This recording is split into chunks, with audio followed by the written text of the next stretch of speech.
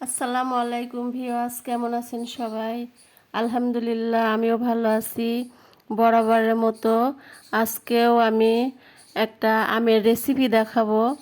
তো এই আমগুলো আমাদের গাছের আম, ফ্রিজে রেখে দিয়েছিলাম, আজকে আমি বের করেছি। এই যে দেখতে পাচ্ছেন বিশাল বড় একটা আম, এটা হচ্ছে আমাদের গাছের ফজলি আম, ফ্রিজে রেখে দিয়েছিলাম।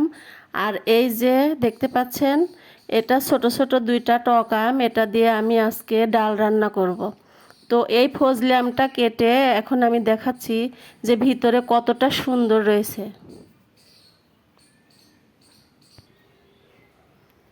এই যে দেখুন, এটা হচ্ছে কাঁচা আম, আমি কিন্তু এখন ছিলে নিলাম, ডাল রান্না করব। এই যে কত সুন্দর আছে দেখুন। এটা কিন্তু আমি ফ্রিজে রেখে দিয়েছিলাম, যখন আম পাকে তখন কাঁচা আম পেড়ে রেখে দিয়েছিলাম। এই যে এখন এটা দিয়ে আমি ডাল রান্না করব, কত সুন্দর আছে দেখুন। আর এই যে দেখুন ফজলি আম, এটা আমি কিন্তু কাঁচা ফজলি আম রেখে দিয়েছিলাম, কারণ আমার ছেলেমেয়েরা বেশি পাকা আম খায় না, তো কাঁচাই রেখে দিয়েছিলাম। এই যে এই আমটা এখন আমি ওদেরকে মেখে দেব।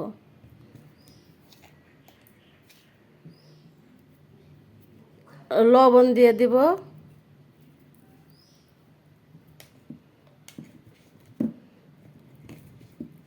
আর একটু মরিচের গুঁড়া দিয়ে দেব।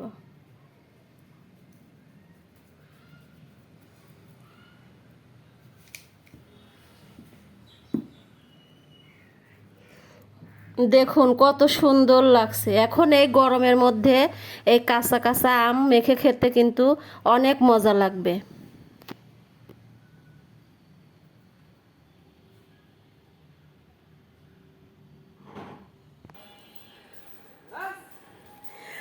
দেখুন আমার বাসার সামনে কত বড় বিশাল একটা হাতি।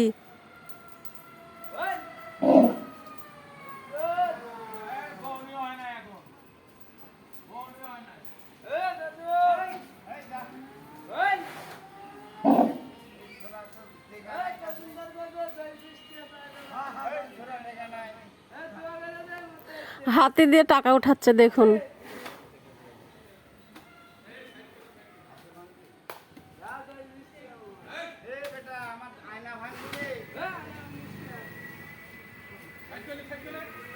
এখন আর আমাদের চিড়িয়াখানায় যেতে হবে না, বাসায় থেকে হাতি দেখতে পাবো।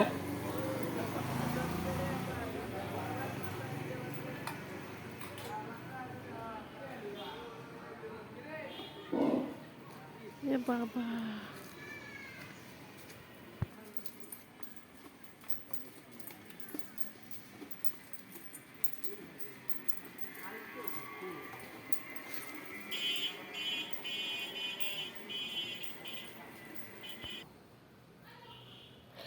আজকে আমি রান্না করব, এই যে দেখতে পাচ্ছেন শিং মাছ আর হচ্ছে কই মাছ।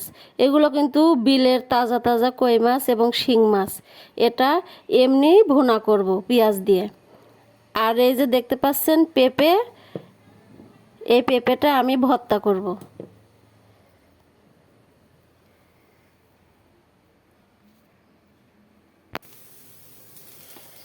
এই যে আমার ভাত হয়ে গেছে,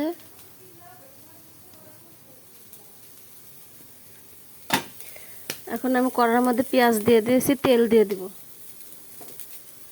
এই যে সরিষার তেল,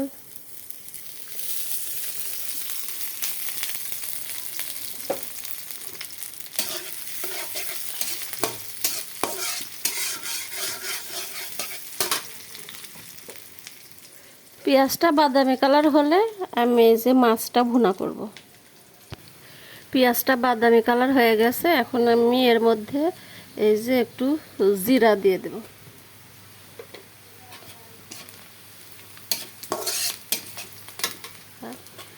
এখন মাছগুলো দিয়ে দিব, মাছের উপর সমস্ত মশলা আমি এই যে দিয়ে দিয়েছি।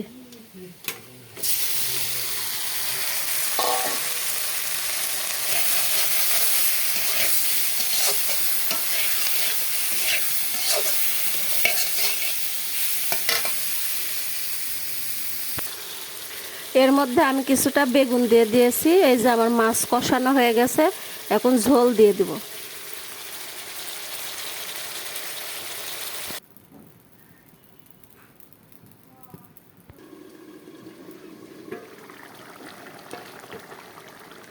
তরকারি হয়ে গেছে। এখন এই যে জিরার গুঁড়া দিয়ে নামিয়ে দেব।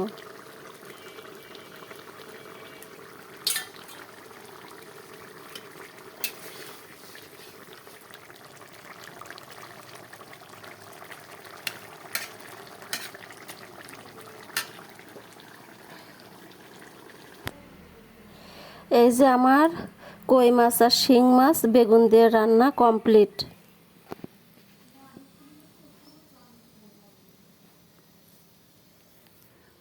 আর এই যে ভাত, আর এই যে কালকের একটু মুরগির মাংস। এটাই আজকের দুপুরের খাবার। সবাই ভালো থাকেন। আল্লাহ হাফেজ।